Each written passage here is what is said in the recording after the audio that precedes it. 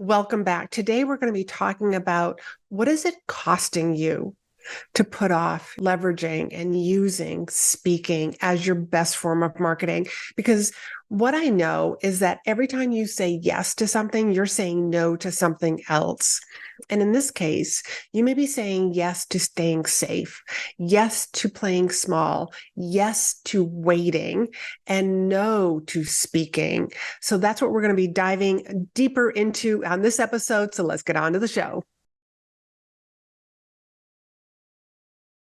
So, just like the title implies, we are putting off, this is what I see, putting off leveraging speaking events. And when we do that, we really are just saying no to our audience. I have an interesting story about how I finished writing my second book. And I had written the first book, and writing a book is not a small task. There's a lot of steps that are involved in it. And if it's something that you're interested in, definitely reach out to me. I am happy to share with you the process and the philosophy that I have about writing a book. So I had half written my second book, Rethink Your Leadership, and I just didn't finish it. And it was just like, I really was when I look back on this, I really was focused on the work that I was putting into this. And I spoke at a big event, and everybody got a copy of my first book that was in the audience. And they actually had a lot that were left over, and they gave those out to other people who weren't attending.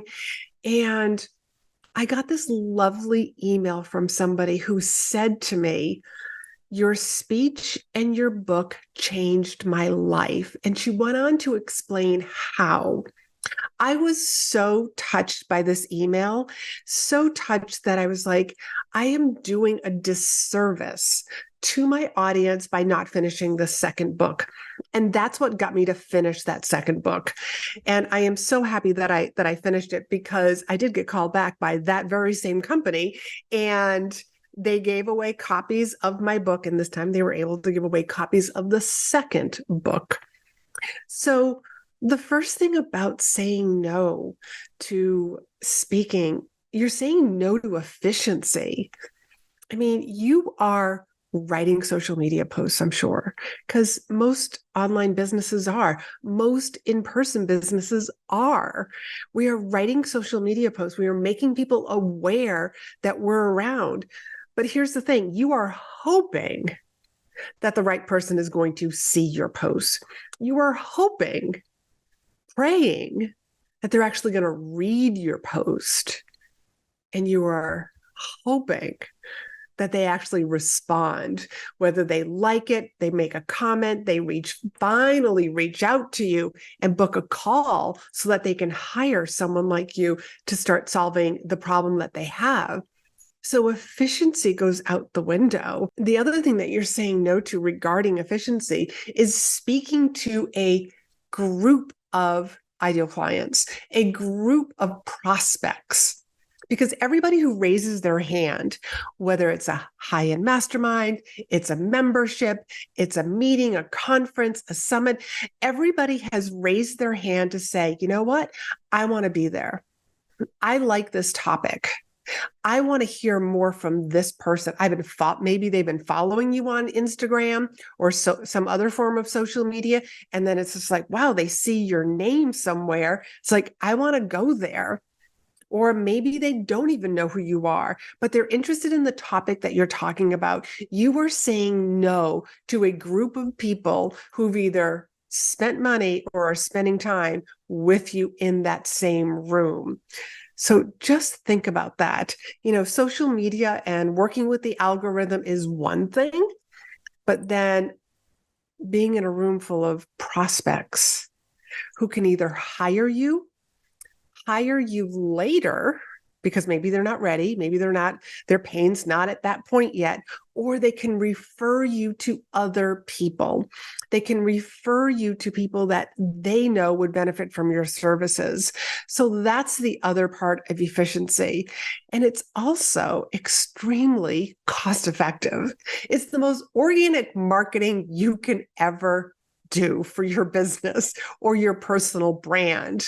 No Facebook ads, no Instagram ads, no boosting posts needed or required. Because again, you are building that know, like, and trust with that audience that's right there. And they are going to fall in love with you. Now, I can say that they're going to fall in love with you because I know that from the clients that I've worked with and how I share with them, like how to get up there and be prepared as a speaker, your audience can't help but fall in love with you. So efficiency is one of the things that you are saying no to when you say yes to staying small, or whatever your reason is for not wanting to leverage speaking opportunities. The second one is credibility. Not being the speaker, you are not leveraging credibility, because when you're the speaker, you have instant credibility.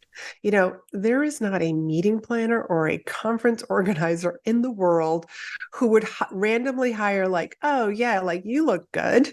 Yeah, I don't know, like, oh, how long you don't even know about this stuff. Hey, like, get on up there and talk to my audience. No meeting planner or conference organizer would ever do that. One, if they are actually a paid, like it's their job versus a volunteer for an organization, that would be like ruining your career. And if you're a volunteer meeting planner, conference organizer, you're on the committee, you're not going to pick this awful person, because what's that going to say about you? I mean, like, meeting planners, conference organizers, they're always looking for the right person to put in front of their audience. So because of that, the audience knows that. They trust their meeting planner. They trust the people that they have hired to put this conference together. They trust the people who are on the board for this particular event. So there's that trust that already like trust from somebody else, and they're putting you in front of the audience. One of the things that I love to ask audiences is, how many people have heard me speak before? And sometimes like a couple of hands will go up. But I'll also ask, how many of you looked me up first before deciding to attend this particular meeting? And almost every hand in the room goes up. Now, I share that with you to emphasize the point that, people are busy. So they can't just, let me just like go to this meeting or this conference because I've nothing else to do. I mean, people are investing large sums of money to hop on airplanes, hotel rooms, car rentals, Ubers, to go to in-person events. But even if it's an event that's like being hosted online, I still have to clear out my schedule. Maybe I need to get a sitter, somebody to watch the children. I have to ask a spouse, like, hey, I'm going to be online from this time to this time. I need you to be able to. So people are paying with their time and also with their dollars. That's how that is how we vote today, basically, is with our time and with our dollars. So it is not only efficient, it is not only like instant credibility, and you have a story to tell people, but more on that in a little bit. The third thing that you are saying no to by not leveraging speaking opportunities is social proof. You have a fabulous opportunity to actually get on social and talk about the event before you even get there. Yes, this is something that I do all the time, more for public events than for private events, because it builds up that excitement. Like, somebody might like, oh, I didn't know she was speaking at that event. Let me check that out. But also it lets other people know who are following me, I didn't know she was a speaker. I mean, in my case, people know that this is what I do. But for you, if you're not leveraging speaking, like, this is a great way actually to get more speaking events even easier, because you're talking about an event that you're about to speak at, that you're about to attend, whether it's live, whether it's in, live and in person, or whether it's virtual, you get to talk about it.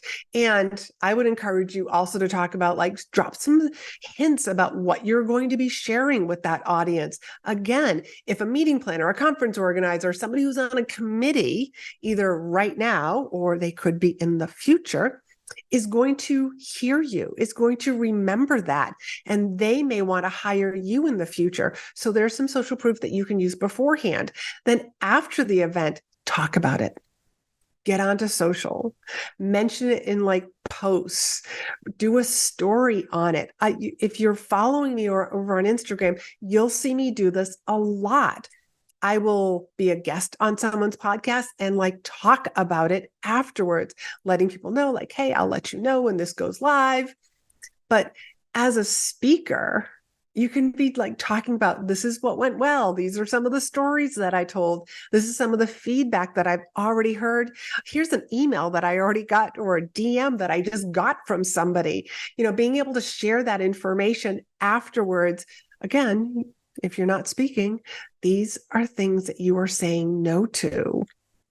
Another thing that you can get is, regarding social proof, is you can get some video, you can get some photographs, you can get testimonials, you can get referrals to other events. And if you're new and doing an in-person event, I would recommend that you request a wireless handheld microphone. That way, the pictures and the video, you are holding the microphone and you won't be mistaken as somebody who's in the audience who might be asking a question to the speaker. So that's just a little pro tip as you're getting started.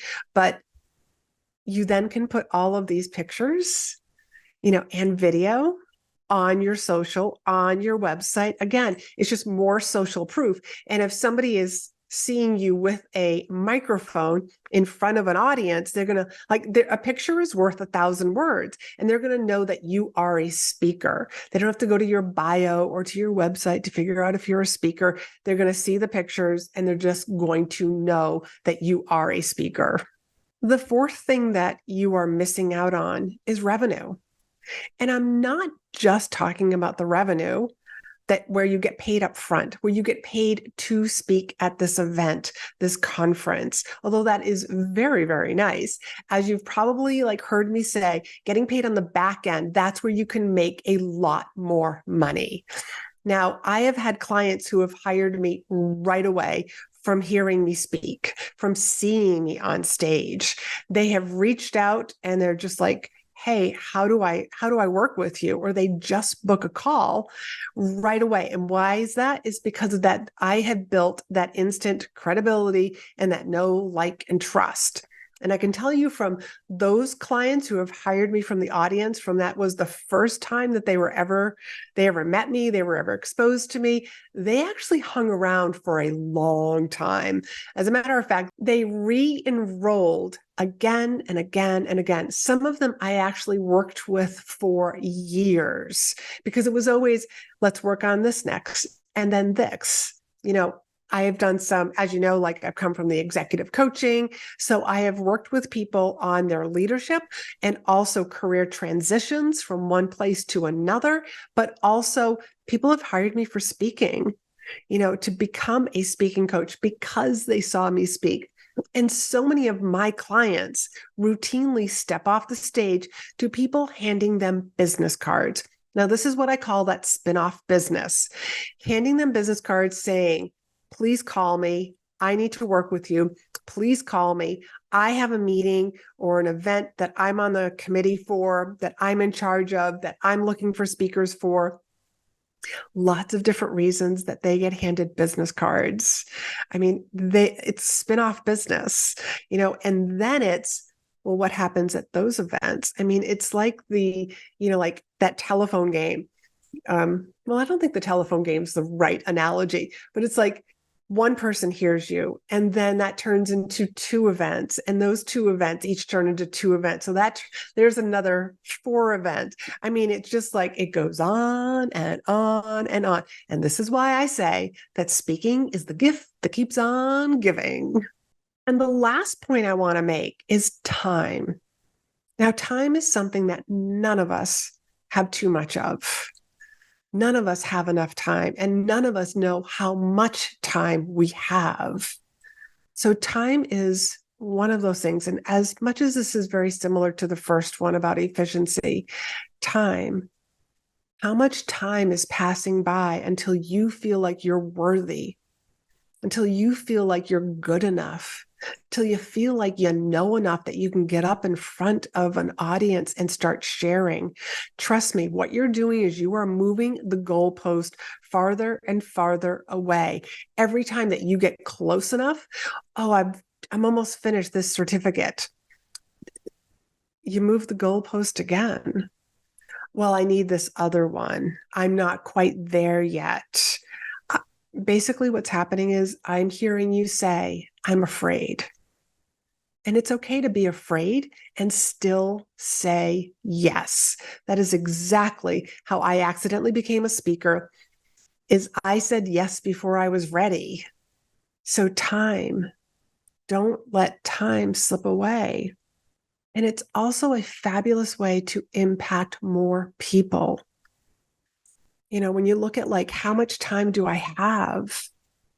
Well, if I say yes to speaking, then I am saying yes to impacting more people's lives. I'm saying yes to sharing my story, yes to sharing the solutions, so that the people that are in the audience don't have to go through all the stuff that I went through to figure all this out. You can actually help people shortcut their success to get from point A to point B. And again, they'll probably end up hiring you. Now, you can build your business one social media post at a time. You can build your business one coffee chat at a time, one sample session at a time. I just want you to know that there's another way to build and scale your business, and that is through speaking. It is so efficient. You get instant credibility, social proof, efficiency. Did I already say efficiency? It's just like, from listening to me, you can build your business one social media post at a time. You can build your business one coffee chat at a time. You can build your business one sample session at a time. But I just want you to know that there is another way, a more efficient way that gives you credibility, that helps you build that know, like, and trust. If you've been hanging around me with any amount of time, then you've probably heard me say speaking is the fastest way to grow your business. Speaking is the fastest way to have impact on others. And if this is something that is calling to you, if you feel like there is a voice inside of you that says, you know what, I need to impact more. I need to help more people. I need to tell my story, and I'm tired of being on the wrong side of the room. Instead of, I don't need to be in the audience, I should be on stage. If you feel that way, and you are ready to say yes to speaking, then I want to encourage you to book a call with me. I have a couple of different programs, and one of them might be perfect for you. But we won't know until you and I get on a call and we have a conversation. I will share with you the different programs that I have so that you make the right choice for your business and you right now. So till next time, I hope that you will keep listening. Please leave me a 5-star review if you feel I've earned it, so that the more reviews, the more people this podcast will reach, the more people that I can help, the more people that I can serve. And by you leaving a review, you're basically saying thank you, and you are helping me help more people. So please do that if you haven't had an opportunity yet. And until next time, please go be in demand.